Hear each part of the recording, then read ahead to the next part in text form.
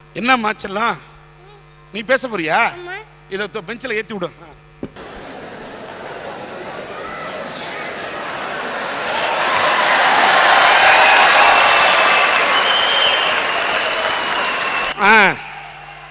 எல்லாருக்கும் இந்த தேனிமோட அன்பான வணக்கம். உனக்கு என் வணக்கம். உன் பேர் என்ன? தேனம்மை. தேனம்மை, பேசு தாயே. குடும்பத்தை பிரிவதை பற்றி பேச வந்திருக்கேன். இங்கே என்னன்னா பணத்தை தேடி வந்து கஷ்டப்பட்டுருக்காங்க. அம்மா அப்பா மனைவி கஷ்டப்பட்டுருக்காங்க. அவங்களுக்கு கஷ்டமா என்னன்னு தெரியாது, எனக்கு கஷ்டமா இருக்கு. ஏன் கூட தாத்தா பாட்டி இல்லைன்னாலே கஷ்டமா இருக்கு.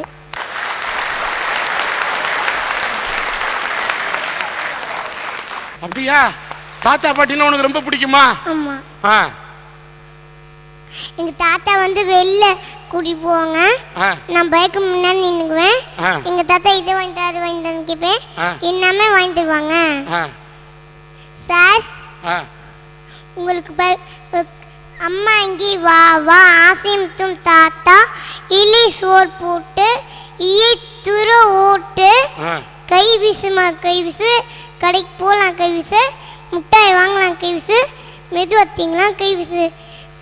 இந்த பாடல யாரு சொல்லி கொடுத்தான்னு நினைக்கிறீங்க? இந்த பாட்டு யார் சொல்லி? உட்காந்துக்க, அப்படியே உட்காந்துறியா? அப்படியே உட்காந்து உட்காந்து அப்படியே உட்காந்து உட்காந்து நல்ல சமண்டை உட்காந்து உட்காந்து கிடச்சலா தெரியலையா?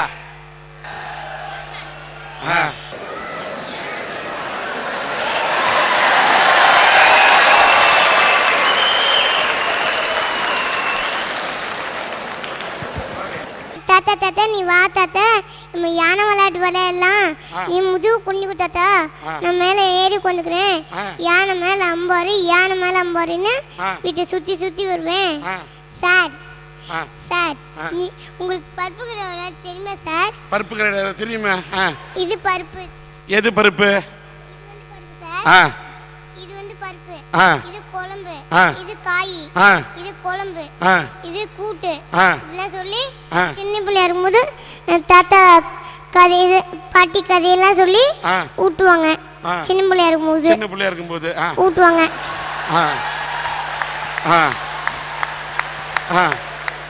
கழிவு களி நாளைக்கு விட்டு கழிவு களி காக்காத்து. ஏன்னா எம்ம மட்டும் சாப்பிடக்கூடாது, அவங்களுக்கும் கொடுத்துட்டு தான் சாப்பிடணும். எல்லாரும் கொடுத்துருந்தா சாப்பிடணுமா? ஆமா. சரி. எனக்கு ஊர்லலாம் ஃப்ரெண்ட்ஸ் எல்லாம் இருக்காங்க. கண்ணாமூச்சிலாம் விளையாடலாம், ஓடி பிடிச்சி விளையாடலாம். ஆனா இங்க வந்து அதெல்லாம் எனக்கு மறந்து போச்சு. இங்க வந்து உன்னால விளையாட முடியல துபாயில? அப்படி இங்க வந்து எனக்கு மறந்து போச்சு. மறந்து போச்சு அதெல்லாம்? எங்க அம்மாட்ட கேட்பேன். எங்க அம்மா சொல்லுவாங்க, இப்படி கையை அமைச்சு கம்ப்யூட்டர் விளையாட சொல்லுவாங்க. சார் நீங்களும் சொல்லுங்க சார், கம்ப்யூட்டர் கண்ணாமூச்சி தான் விளையாடணுமா இல்லை ஓடி பிடிச்சி விளையாடணுமா? சபாஷ்.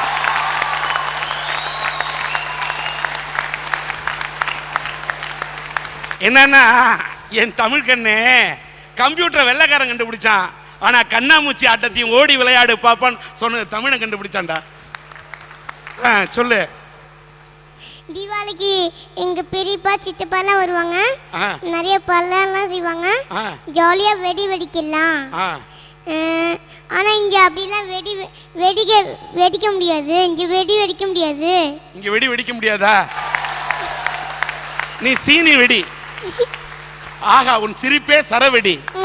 அதனால்தான் இந்த தமிழ் நெஞ்சங்களின் கரவெடி. அப்புறம் வெடி வெடிக்க முடியல. பொங்கலுக்கு கரும்பு சாப்பிடலாம்.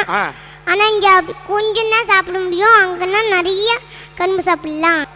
அப்புறமா நான் பிறந்து ஒரு வருஷம் கழிச்சு வந்தேன். எங்க அப்பா பார்த்தாங்க, எங்க அப்பாவுக்கு லீவு கிடைக்கல அப்படின்னு எங்க தாத்தா சொன்னாங்க. அப்புறம் சார், எனக்கு தாத்தா பாட்டி பார்க்கணும்னு ஆசை சார். உனக்கு தாத்தா பாட்டி பார்க்கணும் ஆசையா? ஆமா சார். சரி. எங்க அப்பா சொன்னா நான் கேட்க மாட்டாங்க. நீங்க தான் எங்க அப்பா சொல்லி தாத்தா பாட்டியை விட்டு சொன்னோம். சரி, தாத்தா பாட்டி இங்க அழைச்சிருந்துருணுன்றியா? ஆமா. என்னையே அங்க தாத்தா பாட்டியை விட்டு சொல்றேன். உன்னை வந்து உங்க தாத்தா பாட்டி கிட்ட விட்டுற சொல்றியா? சபாஷ். அப்பாட்ட சொல்றேனா? இருந்தாலும் இப்ப தாத்தா பாட்டியை பார்க்க முடியாத அந்த பிரிவு தான் உன்னை வாட்டுதுன்றியா?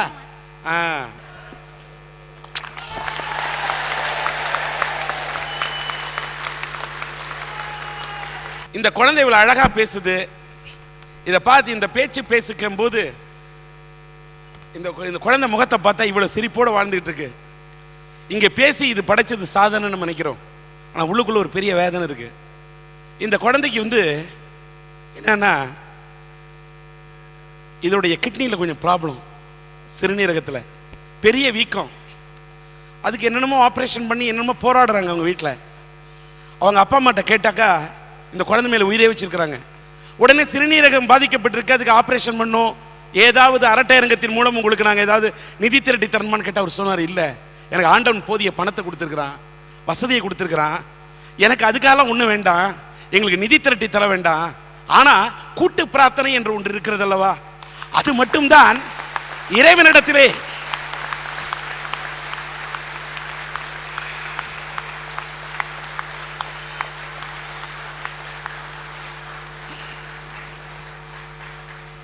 இறைவனிடம் கையேந்துங்கள் அவன் இல்லை என்று சொல்வதில்லை என்று ஒரு பாடலில் நாகூர் அனிஃபா அவர்கள் பாடுவார்கள். அதே போல இந்த அரட்டை அரங்கத்தை பார்க்கக்கூடிய நல்ல நெஞ்சங்கள், மனித நேயம் படைத்தவர்கள், இந்த தேனமைக்காக இவர் உடல் நலம் பெற வேண்டும், நல்ல நலம் பெற்று வளம் பெற்று இறைவன் அருளால் நன்றாக வாழ வேண்டும் என்பதற்காக இந்த அரட்டை அரங்கத்தை, இந்த அரங்கத்தில் இருப்பவர்கள் மட்டுமல்ல, சன் டிவியினுடைய அரட்டை அரங்கத்தை தொலைக்காட்சியிலே பார்க்கக்கூடிய அத்தனை தமிழ் நெஞ்சங்களும் நல்ல இதயங்களும் இந்த குழந்தை நலம் பெற பிரார்த்தனை செய்ய வேண்டும் என்பதை மட்டுமே என்னுடைய கோரிக்கை அங்கே வைக்கின்றேன். God bless you.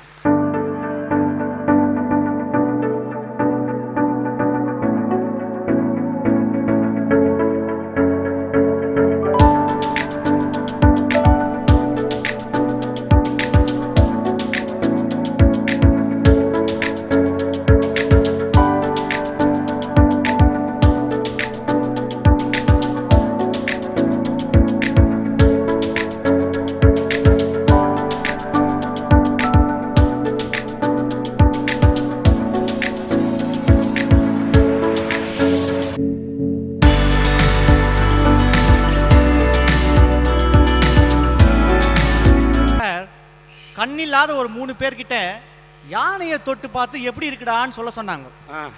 ஒருத்தன் யானையோட காதை தொட்டு பார்த்து யானை முறம் மாதிரி இருக்குன்னா, இன்னொருத்தன் யானையோட காலை தொட்டு பார்த்து யானை மரம் மாதிரி இருக்குன்னா, மூணாவது யானையோட வாழை தொட்டு பார்த்து யானை பாம்பு மாதிரி இருக்குன்னா, யானையை சரியா பார்க்காம ஒவ்வொருத்தரும் தன்னுடைய குறுகிய பார்வையில பட்டதை பார்த்து சொன்னாங்க.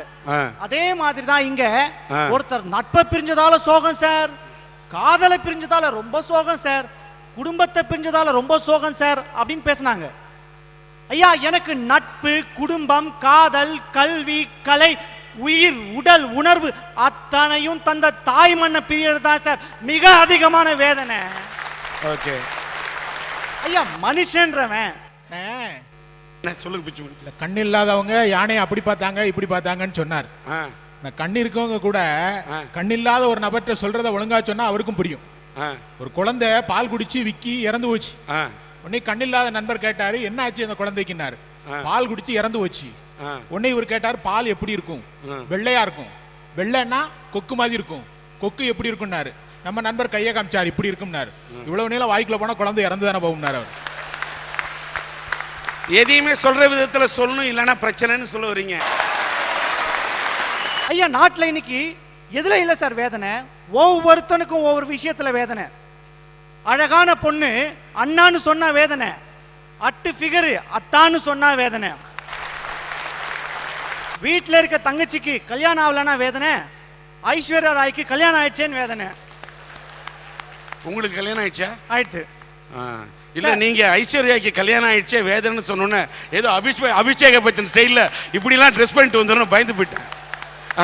அழகான பொண்டாட்டி குண்டாயிட்டா வேதனை, அழகான காதலி உண்டாயிட்டாலும் வேதனை. ஐயா, பரீட்சையில பாஸ் மார்க் இல்லைன்னா வேதனை, தெருமுனையில டாஸ் மார்க் இல்லைனாலும் வேதனை. இந்தியாவில தான் டாஸ் மார்க்னா இங்க வந்து டாஸ் மார்க்கா? ஓகே. விசிட் விசால வந்து வேலை கிடைக்கலனா வேதனை, வேதனை கிடைச்சும் சம்பளம் கிடைக்கலனா இன்னும் வேதனை. என் தாய் மண்ணில் வாழ்கிற வாழ்க்கையில மொழி சண்டை, ஜாதி சண்டை, மத சண்டைன்னு ஆயிரம் பிரச்சனைகள் இருந்தாலும் அந்த வாழ்க்கையில ஒரு உயிர் இருக்கு, ஒரு ஜீவன் இருக்கு. ஆனால் இந்த வெளிநாட்டில் வாழும் வாழ்க்கையில் ஒரு செயற்கை இருக்கு சார், ஒரு வெறுமை இருக்கு.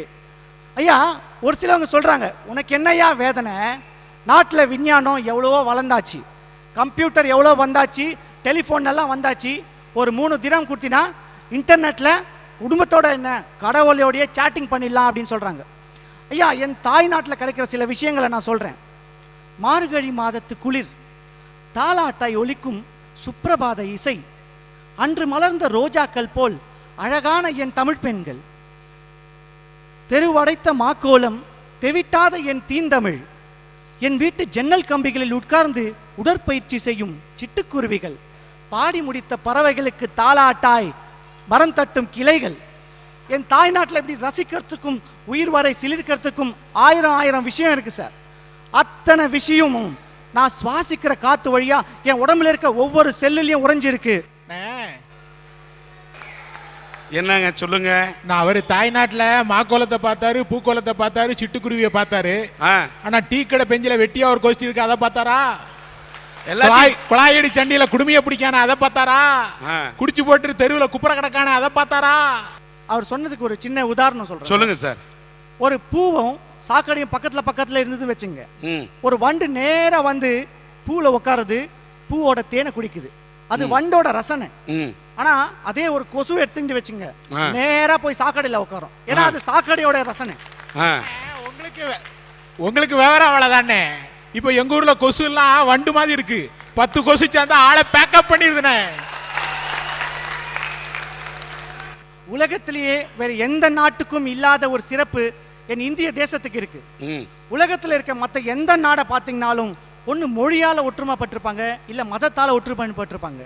இப்போ அமெரிக்காவை எடுத்தீங்கன்னா எல்லாரும் ஆங்கிலத்தில் பேசுவான், பாகிஸ்தான் எடுத்தீங்கன்னா எல்லாரும் உருதுல பேசுவாங்க. ஆனா என் இந்திய தேசத்தில் மட்டும்தான் 415 மொழிகள், 8 விதமான மதங்கள், 25க்கும் மேலான மாநிலங்கள், ஒவ்வொரு மாநிலத்துக்கும் ஒவ்வொரு விதமான கலை கலாச்சாரம். அத்தனை வேற்றுமை இருந்தாலும் இந்தியன் என்ற ஒரே ஒற்றுமையோட நாங்கெல்லாம் வாடுறோம் சார். அந்த தாய் நாட்டை பிரிஞ்சதான் சார் எனக்கு வருத்தமா இருக்கு.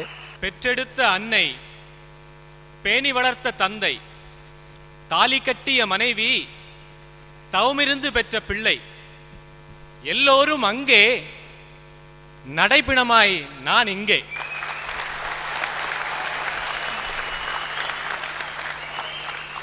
அத்தனை குடும்பத்தையும் கரைக்கு அப்பால் விட்டுவிட்டு கடலை கடந்து இந்த பாலைவன மண்ணிலே தன்னன் தனியாக தவித்துக் கொண்டிருக்கின்றானே லட்சோப லட்சம் தமிழன்.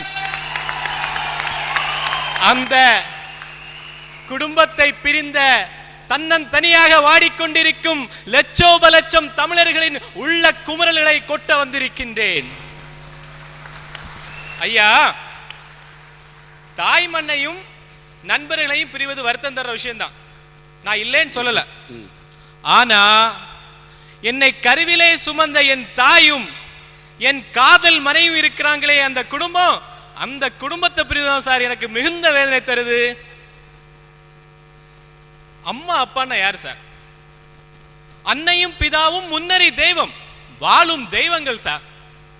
சின்ன வயதிலே, வாலிப வயதிலே நாம் தவறுகின்ற பொழுதெல்லாம், தவறி விழுகின்ற போதெல்லாம் தாங்கி பிடித்து தட்டி கொடுத்து நல் வழிகாட்டி இந்த நிலைக்கு ஆளாக்கி விட்டிருக்கிறார்களே, அவங்க தான் சார் அம்மா அப்பா. ஐயா, எனக்கு சின்ன வயசுல ஒரு கெட்ட பழக்கம் இருந்துச்சு சார். சின்ன வயசுல வீட்டுக்கு தெரியாம சிகரெட் பிடிப்பேன். எங்க அம்மாவுடைய உறவினர் ஒருத்தர் சிகரெட் பிடிச்சு கேன்சர்ல செத்து போயிருந்தார். எங்க அம்மாவுக்கு அந்த வேதனை, அந்த மரணத்தினுடைய வேதனை ரொம்ப பாதிச்சு இருந்தது. அப்போ நானும் சிகரெட் பிடிக்கிறேங்கிற விஷயம் எங்க அம்மாவுக்கு தெரிஞ்சு போச்சு, அவ்வளவுதான். ஏற்கனவே அந்த மரணத்தின் வேதனையில் இருந்த எங்க அம்மாவுக்கு நானும் சிகரெட் பிடிக்கிறேன்னு தெரிஞ்ச உடனே ரொம்ப அப்செட் ஆகி போனாங்க, அழுதுட்டே இருந்தாங்க.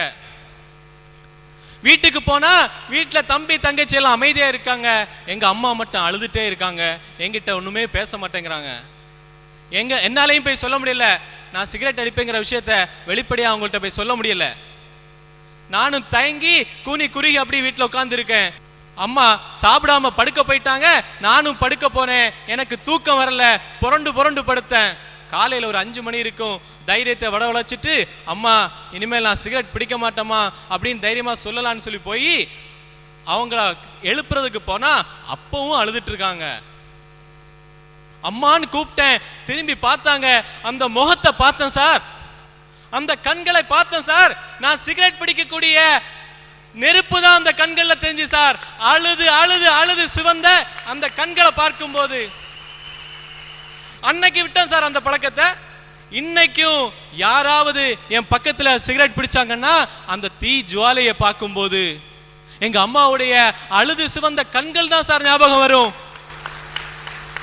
இப்படி நான் செய்த தவறுக்கெல்லாம் என்னை திருத்துவதற்காக தன்னை வருத்தி கொண்டு வருந்தினாங்களே, அந்த அம்மாவுடைய பிரிவு தான் எனக்கு மிகுந்த வேதனை தெரியுது சார். ரொம்ப நெஞ்சத்தை தொடரமா இருந்தது. ஒரு தாயுடையது. நீங்களாவது உங்க அம்மாவுக்கு தெரியாம சிகரெட் குடிக்கிறேன்னு சொன்னீங்க, அப்ப குடிச்சிங்க, உங்களை பாராட்டுறேன். இப்பெல்லாம் அப்பா அம்மாவுக்கு முன்னாடியே சிகரெட் குடிக்கிறது ஃபேஷன்னு, பண்பாடு தலை தடுமாறி போயிட்டு இருக்குது. அதெல்லாம் பார்க்கும்போது வேதனைப்படுறேன். ஒரு தாய் வேதனை அடைகிறாளே என்ற காரணத்துக்காக தன் தாயின் கண்ணீரை துடைக்க வேண்டும் என்பதற்காக ஒரு சிகரெட்டை புகையை பிடிக்க கூடாது என்று தன்னை மாற்றிக்கொண்ட உன்னுடைய கரத்தை பார்க்கும்போது நான் என்னுடைய சிறந்தாழ்த்தி உன்னை மதிக்கின்றேன்.